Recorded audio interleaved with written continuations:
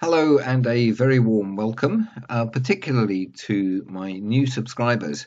My subscriber count reached 1,000 about a week ago, and in the last few days has jumped up to just over 1,500.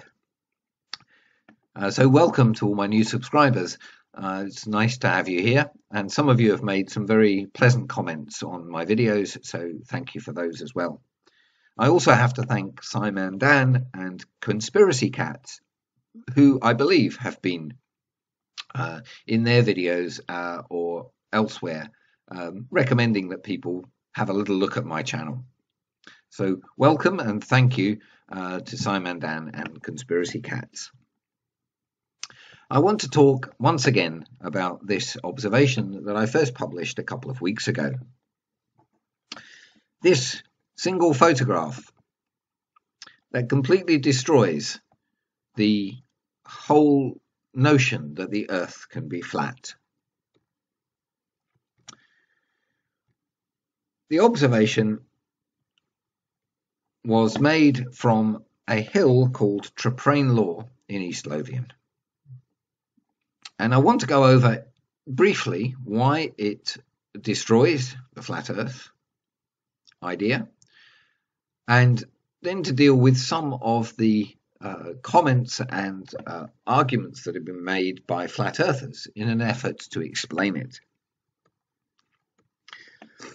So my camera was at a height of 210 meters on a hill called Traprain Law in East Lothian. Just below the summit of that hill, which is confirmed by an OS trig point to be 221 meters, I was about 11-12 meters below the surface of the summit of that hill. The bridge tower in this picture is at 210 meters. Now, I say the bridge tower, there are several. I'm referring to this bridge tower here, nearest to the center of the shot. This is the central tower of the Queensferry Crossing Bridge. Here is the north tower of that bridge and the south tower of that bridge. The central tower is 210 meters. The north and south towers are 202 meters. There is also a suspension bridge, the south tower here, north tower here, and you can see the suspension cable running between the two. And these are 156 meters above sea level at the top. And then there is the rail bridge, the old Victorian rail bridge, which is closest to the camera in the foreground.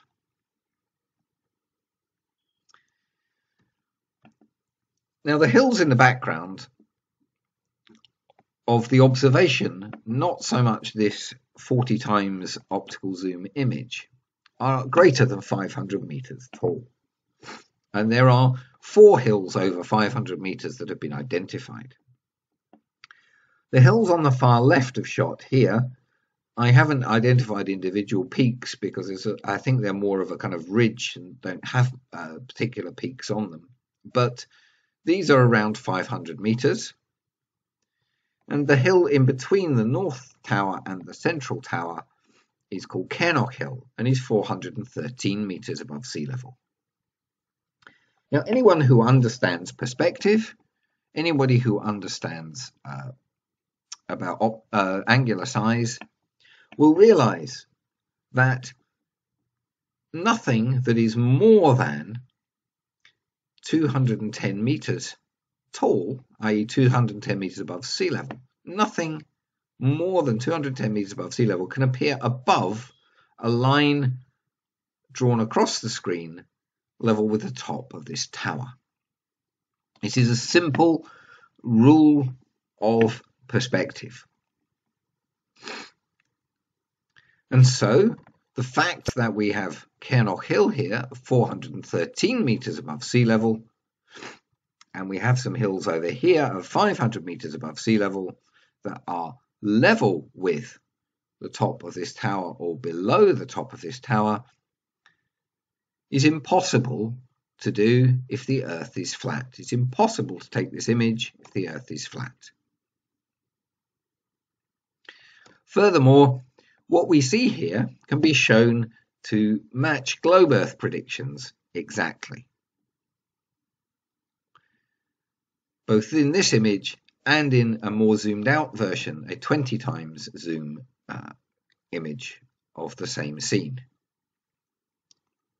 Now, some people have had I'll backtrack here. When I posted my original video, I challenged flat earthers to explain this observation using flat earth geometry. Explain how this is possible on a flat earth. I also gave them the opportunity to do that via video or live on my channel, or if they wanted to, in the comments section. Excuse me, blowing my nose, I have a cold. Comment section is not ideal, but I wanted them to be able to use that facility and maybe to post links to videos explaining how this observation might be possible on a flat earth. A few people have tried to do so. Some have said it's simply perspective. Well, unfortunately, perspective is the very reason that this is impossible on a flat earth. So let's quickly go over that again. Here is a side-on view of the observation in diagrammatic form. A different scale vertically and horizontally, in meters vertically, in kilometers horizontally. And we see that looking from 210 meters across the top of a tower at 210 meters, this line of sight runs parallel to the surface of the Earth. Anything taller than 210 meters will be above that line in our line of sight. It will appear above this structure in the photograph. Anything shorter than 210 meters will be below this line and will appear below the top of the object, because in our image, in our photograph, because the angle from which the light has to travel to reach the camera is upwards or downwards if it's a taller object.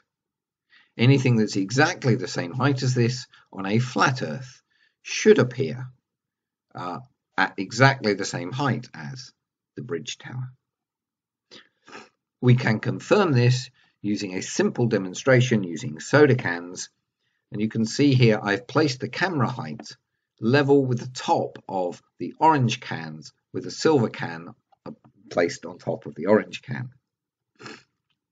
The camera is level with the point where the cans join each other, and this is repeated several times down an 8 or 9 meter long hallway. The floor is flat and level and confirmed by the laser pointer. The top of the orange cans forms a straight line across the image. Nothing that is taller than this first orange can here, well, the second one in the image, first one we only see part of, but the first full can that we see, anything that is the same height as that will appear level with it. Anything taller must appear above it. And anything shorter, for example, the distance to the top of this white writing just here, will appear below this line. Nothing taller than this can ever appear below the line. If these cans continued on a flat level surface away to infinity, then the silver cans would gradually get shorter and shorter and shorter in our field, in our image, but they would never go below the line. And likewise, the orange cans would get shorter and shorter and shorter in our image, but they could never go above the line. This is a simple fact about perspective, and is the reason why I set the observation up in the way that I did. On a globe Earth, things are very different. On a curved surface, because of the curvature, our line of sight is not parallel to the surface, and therefore objects in the distance may appear 500 meter object can appear below the height of a 200 meter object that's closer to the camera. So this is the observation, and we can draw a line across the screen level with the top of the tower. You'll see that the north and south towers are slightly shorter, confirming what we know about their heights. And we see that Cairnragh Hill at 413 metres above sea level is significantly below the line, and these hills at 500 or thereabouts metres above sea level are level with, or maybe in places just above the line. That's impossible if the Earth is flat. Now, so the people claiming perspective is the answer, or that I don't understand perspective, are wrong. I understand perspective quite well enough to see that this image is impossible to take on a flat Earth. One other YouTuber called Phuket Word made an attempt to explain this in terms of the tilt of my camera. He claimed that if I tilted the camera down or up, this hill and this bridge tower, the relative positions to each other in the image would change. The hill would come up above the tower and drop down below the tower as the camera is tilted up and down. I posted a video showing that this is not true. I have this is a still image from a video, and I have several videos that show that it doesn't matter whether the camera is tilted slightly up and down, whether the bridge tower appears near the top of the photograph or the video, or near the bottom, to the left, to the right, in the top corner, bottom corner. It doesn't matter where it is.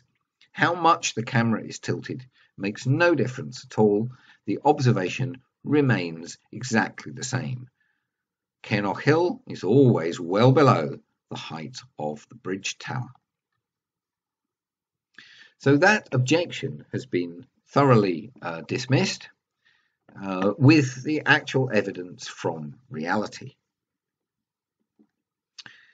As far as I'm aware, Phuket Word has accepted that he was wrong about this, and is, I think, hiding from the problem that this photograph presents for his flat Earth belief. Another group of people have had a go on sort of on a video. They made a presentation on Nathan Oakley's so-called debate channel. Now, Nathan's debate channel is, of course, nothing of the sort. It's a place where flat earthers congregate and tell each other lies about the shape of the Earth, and then attack any globe earther who comes on and tries to hit them with some real proper facts and information. But they did have a go at explaining my observation and how it could be possible on a flat Earth. So let's have a look at what they did. They used the wider angle or more zoomed out version of the image, this one. And this includes some identifiable peaks, although Earl's Seat and Dunbrach are really just part of this ridge here. And so Stronyn, part of this kind of, just looks like a line of hills all the same height. But they're all different distances from the camera. Stronyn is a particular peak here, and Earl's Seat, Meeklebin and Dunbrach are all peaks in this area. And these are identified from Peak Finder. And what they've done is they've calculated what the angular size of those hills and the bridge tower should be according to a flat Earth and according to a globe Earth. And then they've asked the question, do the sizes of those hills in the picture match the angular sizes that are predicted by a globe Earth and a flat Earth model? I'll just bring that line down so you can see we're looking at exactly the same kind of observation here. The previous picture just showed it more zoomed in. So here is their spreadsheet, and not surprisingly it contains some mistakes and it contains a methodological error, if you like.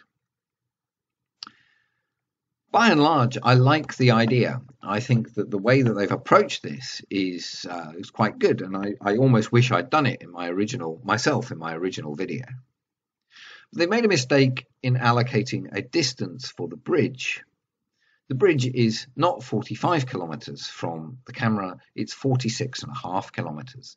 And that will affect the angular size that they get for that bridge. So this figure that they've used for the bridge angular size is not correct. And since that's a reference point for all the other angular sizes that they measure in their analysis, then everything is incorrect. Furthermore, they've taken the target hidden height away from the total height of the hills. So on a globe Earth, part of the hills, each of these hills, will be hidden beyond the curvature of the Earth. And so it's perfectly reasonable to subtract the target hidden amount from the total amount, and then to calculate the angular size. The problem is they've made no allowance for atmospheric refraction. Atmospheric refraction is a known and well-studied phenomenon and will always occur to a greater or lesser extent on a spherical Earth, because light travelling initially in a straight line towards the camera from an object will get closer to the surface of the Earth as it moves to the camera, and then again get further away from the surface of the Earth as it approaches the camera. Certainly in the case of this observation, that's what would be happening. And therefore, light is travelling through different densities of air. And as we know, different densities of a medium have different refractive indices, and therefore will cause the light to bend slightly, to refract. So atmospheric refraction should be taken into account here, and that will affect this relative ball height, as they call it, the relative height of these hills on a globe Earth, and that will affect the angular sizes. So they've not used the correct angular sizes for any of their observations or any of their analysis. However, let's look at the analysis and see what it showed. I'll just click back. This is my spreadsheet where I have checked their calculations using refraction and also with no refraction. These figures are the same as the figures that they got, and these ones are the correct ones to use. And I've also done the flat Earth angular sizes as well. So what they got was this. They placed a ruler with 0 on the ruler at the base of the bridge tower. And they then manipulated the size of the ruler perfectly legitimately so that the reading on the ruler for the top of the bridge tower matched the angular size. So theirs was a 2.69 is the angular size for the bridge tower, or at least 0.269, but they've matched it up to 2.69 or 2.7 on the ruler. That's perfectly fine, except as I said, they've used the wrong angular size for the bridge tower. What they get is a predicted height for the Dunbracken seat of around 2.2 on their ruler, when in fact they appear at 2.6, 2.7 on the ruler, possibly even 2.8 in the case of Earl's Seat. And it appears, without spending hours wading through all the prolonged explanations, that they are claiming that my observation does not match globe Earth predictions. As far as I'm aware, they haven't shown that it does match flat Earth predictions. But not to worry. Let's see what happens if we use figures that include atmospheric refraction and include the correct height for the bridge. Here is my version of their method. Again, I've placed a ruler at the base of the bridge tower, and I've read off the angular sizes. Once I've calibrated that next to the tower, I've read off the angular sizes for each of the 5 hills that I used in my original analysis. And we see that in each case, the line drawn across from the ruler comes to somewhere just below the peak of the hill. It's very close, but just below the peak of the hill. So I have to say at this point that it appears that my observation does not quite match what we see in reality. Globe angular sizes almost agree with the observation when refraction is taken into account, but they don't agree perfectly. But hang on, before all you flat earthers start to wet yourselves with excitement, there is something else to take into account. I used Walter Bislin's curvature calculator in my original analysis of my photograph and video. Rather than using the method that they've used, I used Walter's calculator because it too takes into account angular size. The angular size for this 210 meter rod to represent the bridge tower is given here. And if you change the distance of an object from the observer in Walter's calculator, that object reduces in size in the image, exactly as it does in reality due to perspective. Walter's calculator takes into account angular size and perspective. The hill in the background is Cairnock Hill, and we have the flat Earth representation on the left of what we should expect to see, and the globe Earth representation of what we should expect to see on the right. As you can see, the bridge tower is above the height of Cairnock Hill on the globe, and it's well below the top of the hill on the flat Earth. Oops. Which way do I want to go? That way. You got a little sneak preview of the next 2 slides there. You'll notice that on a globe Earth, the base of the tower is below the horizon. And we're measuring using the ruler on the photograph from the base of the tower. But the portion of the hill that is visible to us above the curvature of the Earth is from this horizon line to the peak, not from the base of the tower to the peak. So our ruler should be placed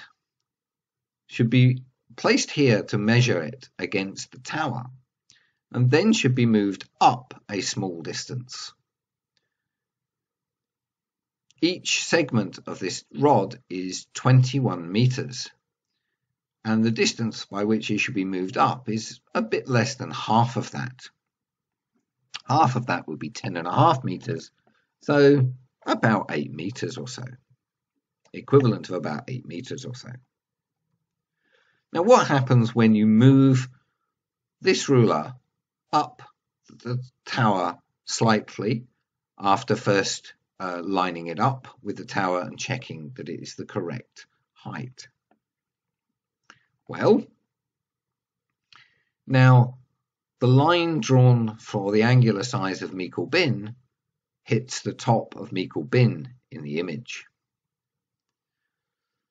The line drawn for Earl's Seat goes to just below the Earl's Seat in the image. For Dunbrack, it goes to just about exactly where Dunbrack is. For Kennock Hill, it goes exactly to the top of Kennock Hill. And for Strond End, it goes exactly to the location for Strond End. So a tiny bit of a discrepancy here around Earl's Seat, but not very much.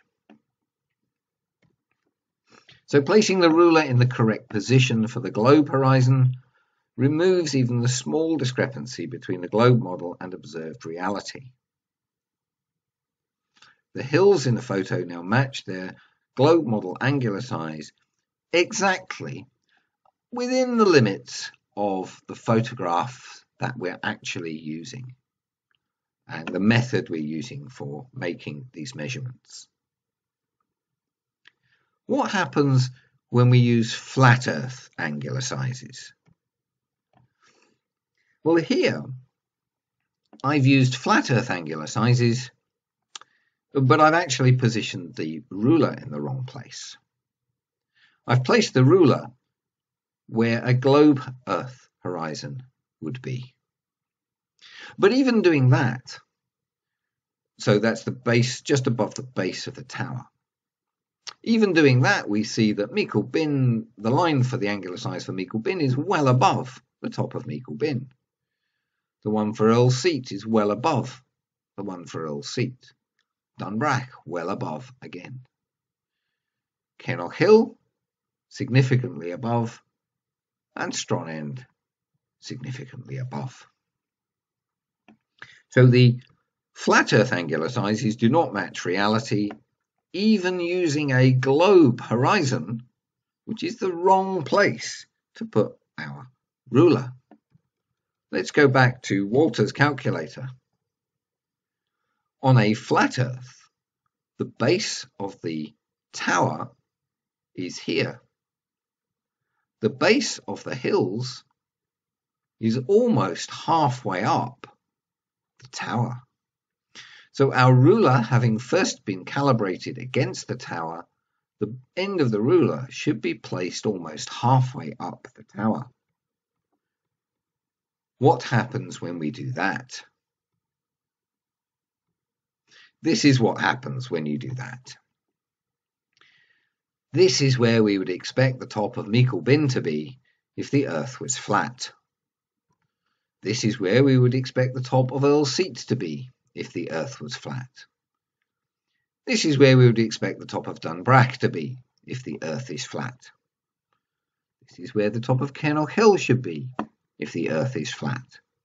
And this is where the top of Strond End should be if the Earth is flat. Using flat Earth angular sizes and correct location for the base of the hills, we see just how much the observation disagrees with what is expected on a flat Earth.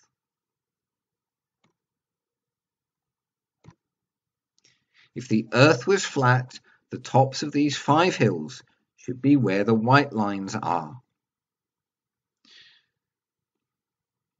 So not only does the observation match the globe Earth well, not only is it impossible for the hills, the hilltops to be in the location that they are in the image on a flat Earth, due to the laws of perspective and how perspective actually works in the real world, but the flat Earth predictions are wildly different to what we observe in reality.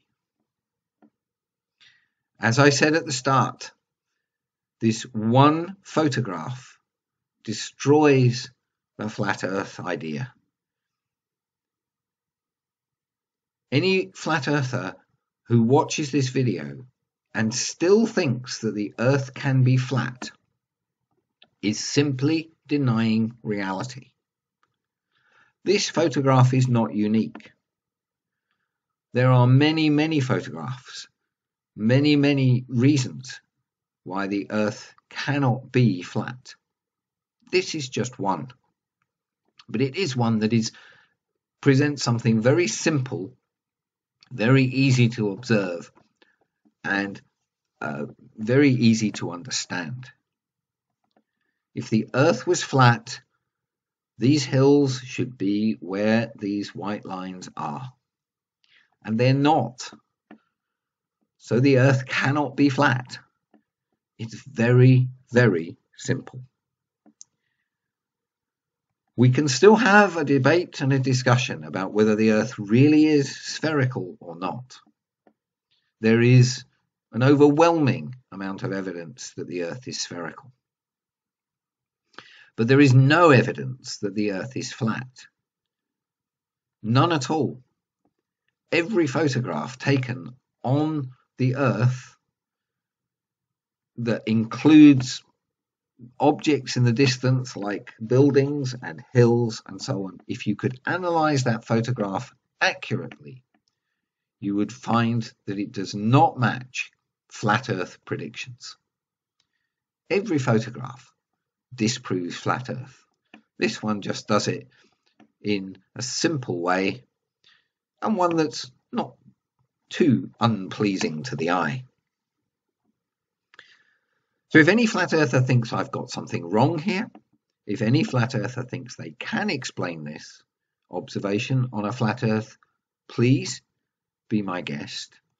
But please do me the courtesy of actually telling me that you're doing it. Neither Adam Meakin nor Ranty Flat Earth have got in touch with me. Neither of them have bothered to come onto the comments section in my video and say we think we've got an explanation, it's based on these ideas, would you like to discuss it, would you like to have a look at it? All they've done is present something that is erroneous, whether deliberate or simply innocent mistakes. They've presented something erroneous to other flat earthers in an effort to reinforce their mistaken belief that the Earth is flat. So come on, guys, be honest enough, be upfront enough to have a proper discussion about this photograph and about what the shape of the Earth really is. This has been quite a long video. I strongly suspect that most people won't make it to the end, but if you do or have, then thank you for watching, and the next video I produce will be my observation of sunrise from a normal commercial flight in the UK that clearly demonstrates the curvature of the horizon.